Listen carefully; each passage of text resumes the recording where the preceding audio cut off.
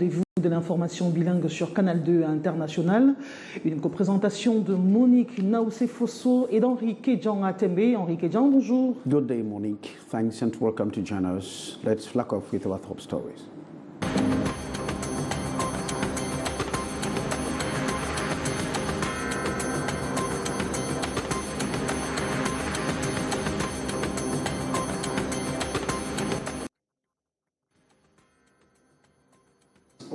The summit dedicated to salvage the hardship of countries of the global south is equally attended by the global north, and of course they want to bridge the bridge or the gap between the north and the south. Cameroon's President Paul Biya is equally on attendance. Plus solidaire pour faire face au choc financier, c'est l'objectif du nouveau pacte financier mondial qui a démarré ce jour en France. Une centaine de chefs d'État et de gouvernement va prendre part à une vingtaine d'activités, dont des tables rondes pendant 2 jours. Emmanuel Macron initie ce sommet dans un contexte où les effets de la crise à Covid-19 et la guerre russo-ukrainienne ont fait exploser la dette publique des pays à travers le monde et fait accroître la vulnérabilité des pays pauvres. And Cameroon says no to homosexuality and stops the visit of a promoter of the Homosexual Act, saying that it is not in tandem with the law of the land. Litige foncier à nouveau à Douala, une affaire de terre divise les résidents du lieu-dit Ndjonjo. Le film de ce torchon qui brûle dans le 13h. Top stories.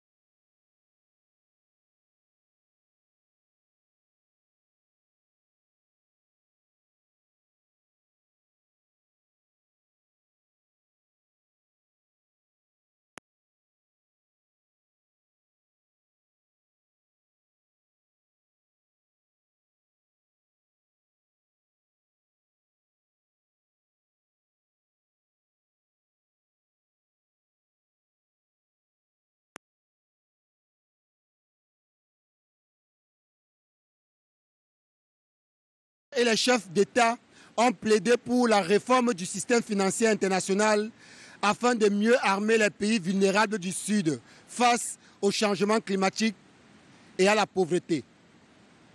Lors de sa prise de parole, le secrétaire général des Nations Unies, Antonio Guterres, a alerté l'Occident sur le caractère obsolète des accords de Bretton Woods.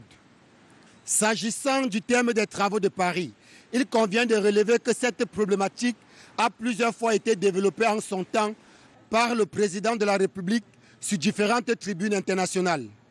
À titre d'illustration, dans son intervention lors de la table ronde privée au Mikkel Institute Invest, le 12 décembre 2022, lors du sommet États-Unis-Afrique, le président Paul Biya s'est prononcé sur la manière dont la finance peut constituer un atout à l'égard des défis pressants et des opportunités de l'Afrique et contribuer à la résolution des problèmes apparemment sans solution à l'échelle mondiale.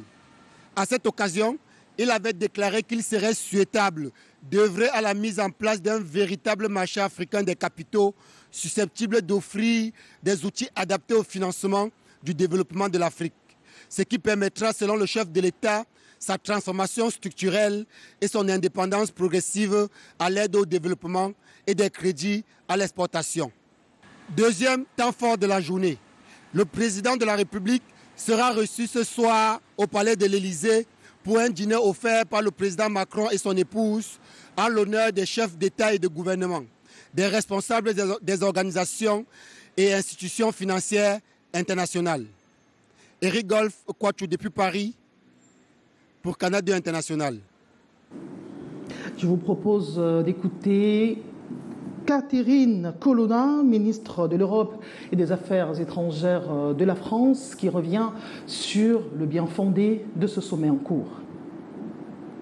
Sommet qui permettra, espérons-le, de dégager un consensus pour mieux répondre aux besoins de financement des pays en développement, afin de réduire la pauvreté, mais aussi de les aider à lutter pour financer lutter contre le changement climatique en leur permettant de mieux financer leur transition. Aucun pays ne doit être devant ce choix qui serait terrible de choisir entre réduction de la pauvreté et protection de l'environnement. Et donc avec ce sommet de Paris, nous formons le vœu, l'espoir d'avancer vers une réforme de la gouvernance économique mondiale. L'actualité autour de cette conférence qui devrait être animée par l'ambassadeur français des droits des personnes LGBT continue d'alimenter les commentaires dans les chaumières au Cameroun à la suite de l'interdiction qui a été faite par le ministre des Relations extérieures, le jeune Béla Mbela du Cameroun. Eh bien, c'est la satisfaction totale dans les rues de Douala. Condensé de ces réactions dans ce reportage que nous vous proposons à travers la plume de Titi Freeman. Sur les réseaux sociaux et dans les rues, de nombreux Camerounais saluent la désapprobation du ministre des Relations extérieures au sujet de la venue en terre camerounaise de l'ambassadeur français pour les droits des personnes LGBT. La décision du ministre est très bien, très bien, parce qu'il est inadmissible que les Blancs, là, quand ils font les trucs de l'autre côté, ils veulent ramener ça ici pour venir nous remplir les maladies au pays. C'est la meilleure décision, c'est celle que tous les Camerounais attendaient. Parce que selon nos cultures, nous ne connaissons pas ces choses-là. On laisse vivre selon la culture de nos ancêtres, selon notre culture. Nous n'avons pas besoin de ce qui ne nous convient pas. Nous ne permettons pas ce genre de comportement dans notre pays. Et pour tous les Camerounais et pour tout l'avenir du Cameroun, je pense que c'est une bonne décision. Une décision en adéquation aux valeurs sociales du pays, d'après ces derniers. Gars, tu ne peux pas être un homme, tu peux chercher encore un autre homme pour te marier, c'est quoi ça? Donc ta mère t'a accouché pour rien, mon frère. On ne serait fier de voir ses enfants devenir n'importe quoi. On n'a pas besoin de ça. Si la France veut nous aider, qu'elle nous aide autrement à développer notre pays, c'est tout ce qu'on attend d'elle. Dans le cas contraire, que chacun reste chez lui et que chacun respecte sa culture. Des avis qui renseignent sur la réticence des Camerounais face à ces pratiques proscrites par la législation en vigueur. Un Arike-Jean Atembe, you have the second part of the news. And we talk holidays. Students have been reminded that holidays is not a time for them to go uncontrollable, but a time for them to rather, or a moment to rather give their parents for maximum assistance at home. And this is a time that most of the children are wayward. Hyacinth comes back to the gainful merits of holidays for the children. It was a caution and an advisory session for the thousands of students of Government Bilingual Technical High School Yaoundé as they depart for the third term rest. As they're going on holiday, they should know that outside there is not a bed of roses, that they should take all the precaution to make sure they maintain good behaviors that they have been maintaining within the school year, and that they should be exemplary this time around to help their parents at home.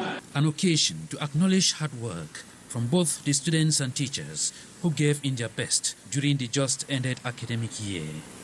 In spite of the hurdles we encountered within the school year, with loss of some of our colleagues, but yet we still stood the test of time to make sure we round up the year in a grand style, and that's what we are doing today, to promote excellence. An action the laureates describe as a push for more hard work. I'm telling thank you to God to give me the life that I'm having today. There are people that wanted to drag me in bad things, but only God that knows. I'm very happy. When they say congratulations, it means that you should work harder. Yes, what it means to me is that I should keep going harder, higher. Yes, I should not relent. Because when you say thank you, it means give me more. So congratulations means do more. So I'm ready to do my best. The forum, this June 21st, was graced by the Mfundi Divisional Delegate of Secondary Education, who dished out a word of orientation for students transiting from secondary to higher education to remain focused and make the right choices. Thanks very much, Hyacinth. And in under 1 week, Muslim faithful will be celebrating the Feast of Tabaski. And ahead of that feast, Sherifa Saleh went through the sheep market across the town of Douala to find out the cost of sheep. But then she says it is so exorbitant as many of the vendors as well as buyers are crying. Sherifa. Barely 1 week to the celebration of the 2023 edition of the Muslim Feast of the Ram, also known as Tabaski, prices of sheep in the markets are said to be dangling. This lady buys from Cameroon and retails in Equatorial Guinea. She says prices are higher compared to that of last year. Cette année-là, le prix est tellement élevé. Compared to last year, this year's prices are so high. Sheep that could cost 60,000 last year cost 80,000 this year. And we are facing hard times now. We buy, pay transport fare, and when we get to the other side, we are obliged to add everything and prices increase.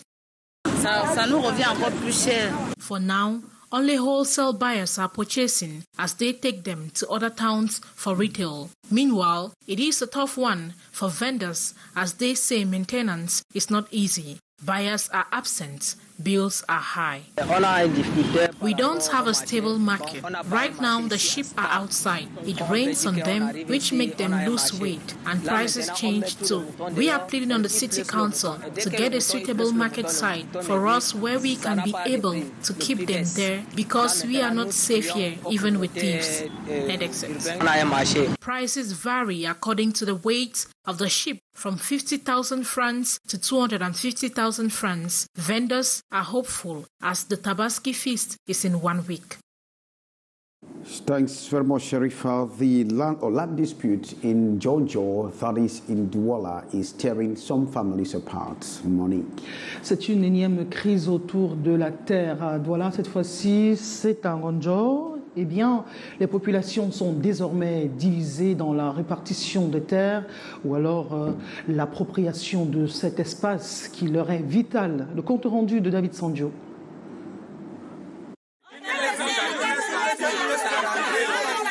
C'est le qui-vive. Les populations de Ngonjo, dans l'arrondissement de Douala 3e, vivent la peur au ventre. Suite à une sommation de libérer les lieux sous week-end, adressée à la population par l'autorité municipale pour occupation d'un espace objet de la querelle. Ils ont acquis l'espace pour la plupart depuis une vingtaine, voire une trentaine d'années. Ils ont passé, disent-ils, des actes d'immatriculation avant d'être surpris par l'annonce de l'existence d'un autre titre foncier sur le même site, ce qui à leurs yeux est une curiosité. En 2017, le sieur Liken Adolphe, il brandit avec un titre foncier vierge, nous disant qu'il est le nouveau propriétaire. Quelque temps après, il ramène un titre assuré, parce qu'on lui avait dit que ce n'était pas normal, parce que son titre nous a trouvés. Il ramène un autre assuré, nous disant de payer. Nous connaissons que lui, en instance avec les autochtones. Quelle est notre garantie qu'une autre personne ne viendra pas annuler votre titre foncier? Ça fait quelque temps, nous avons reçu la sommation de libérer. Par la mairie. Voilà, par la mairie.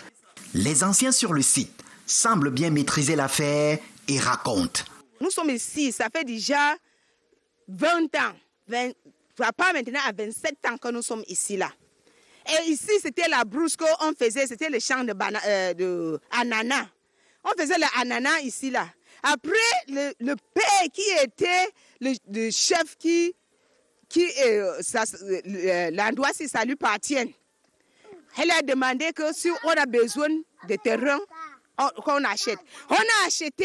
Le principal pointé du doigt dit ne pas pouvoir intervenir face caméra puisque, poursuit-il, attendre la décision du tribunal. Entre-temps, l'affaire crée des gorges chaudes dans la localité.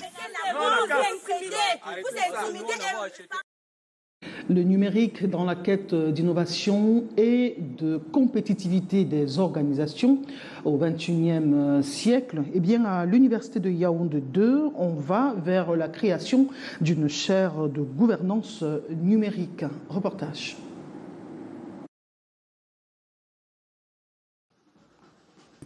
L'Université de Yaoundé 2 ne veut pas se mettre en marge des évolutions du monde dictées en ce moment par le numérique. L'institution universitaire s'achemine vers la mise sur pied d'une chaire gouvernance numérique constituée d'un centre de recherche. Le résultat attendu du colloque international de 2 jours ouvert ce 21 juin par le ministre des Postes et Télécommunications. Le numérique bouscule tout le monde. Gouverner à l'ère du numérique, ce n'est pas facile. On met des outils, on met des accompagnements, mais il nous faut des chercheurs. J'applaudis véritablement l'idée de cette chaire qui s'ouvre aujourd'hui parce que l'université s'engage à jouer son rôle d'accompagnement des gouvernements et des États. Pour la mise en œuvre de cette vision, le terrain a été balisé depuis octobre 2020 avec la signature d'un accord de partenariat académique avec l'Université de Paris-Panthéon-Assas. Il couvre plusieurs domaines de formation, dont la recherche, mais aussi la valorisation des résultats de la recherche. On a vraiment besoin d'échanges réciproques parce que nous sommes tous confrontés aux mêmes questions avec des spécificités nationales, bien sûr. C'est aussi de développer des recherches juridiques, mais aussi économiques et de sciences sociales sur ces questions-là pour former des professionnels qui savent réfléchir de manière autonome pour comprendre véritablement les enjeux politiques et pouvoir s'armer pour la régulation qui doit se faire en matière numérique. L'Agence de régulation des télécommunications sera l'architecte en chef de cette transformation numérique. L'accord de partenariat irrelatif est en cours de finalisation. En santé, cette fois-ci, on s'intéresse à nouveau au paludisme. Ça fait un peu plus de 6 millions de cas enregistrés en 2021, avec un total de 15 000 décès. Le pays et ses partenaires font des pieds et des mains pour en finir avec ce tueur. Mais des obstacles comme la mauvaise qualité de données entravent la lutte. Le reportage de Karel Mezatiachouya. Cette nouvelle approche vise essentiellement à améliorer la communication des données sur le paludisme au Cameroun. Elle consiste à actualiser les chiffres mis à disposition par les établissements hospitaliers publics et privés, les agents de santé communautaire et les campagnes. Ça passe par la surveillance et l'utilisation des cas enregistrés. Nous pensons que la surveillance, à la base, nous donne des informations et pour traquer les cas de paludisme, s'assurer que le rapportage des données est bien fait par le programme. Donc, là où les données sont collectées, nous trouvons qu'il y a les problématiques, donc, notamment les problématiques de rapportage. Les données sont souvent pas données à temps et ainsi de suite. parce qu'à la base, il y a des difficultés de structure, difficultés de capacitation des personnels de santé. Une opportunité pour le Cameroun, compté parmi les victimes de cette maladie, de renforcer sa stratégie de lutte, ceci avec l'accompagnement de partenaires greffés au processus. Notre objectif, c'est de participer au volet technique sur l'intégration des données, la digitalisation des campagnes, qui est un des grands enjeux du ministère de la Santé. Des munitions en plus pour neutraliser le paludisme. Cette affection continue à faire rage chez nous. Plus de 6 millions de personnes atteintes en 2021, 15 000 parmi elles ont perdu la vie. On reparle avec vous, Henri Kedjan-Atembe. It was a busy night yesterday on June 21 as it was celebrated as World Music Day. Hyacinth Chair went through the music world, and this is what he got for us.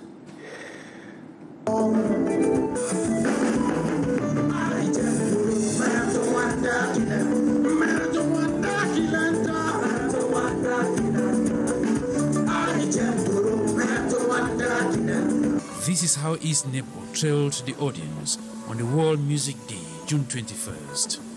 The concert here at the Cameroon Cultural Center in Yaoundé brought together music artists of different genres, like Makossa,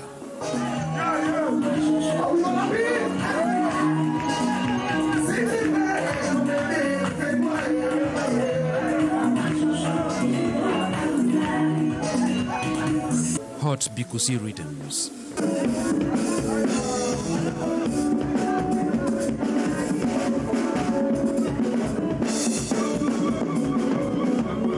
gospel lyrics,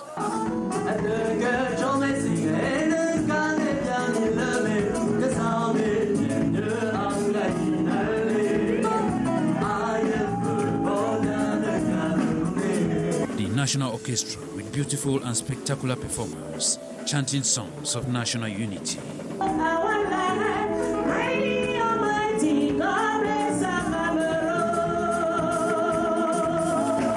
A touch of all cultural zones, with the audience dancing non-stop.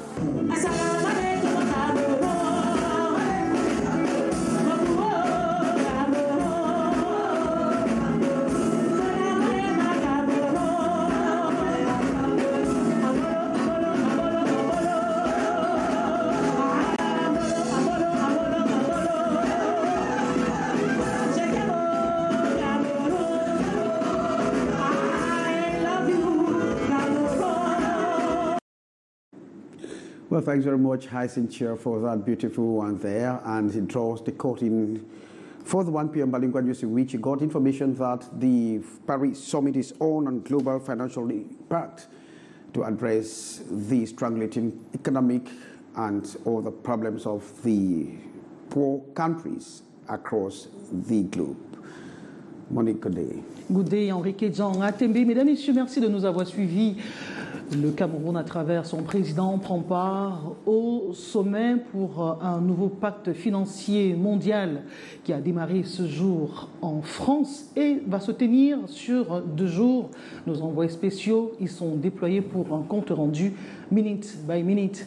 Demain 13h, nous serons à nouveau des vôtres avec le même bonheur. Restez en compagnie des programmes de Canal 2 International qui se poursuivent.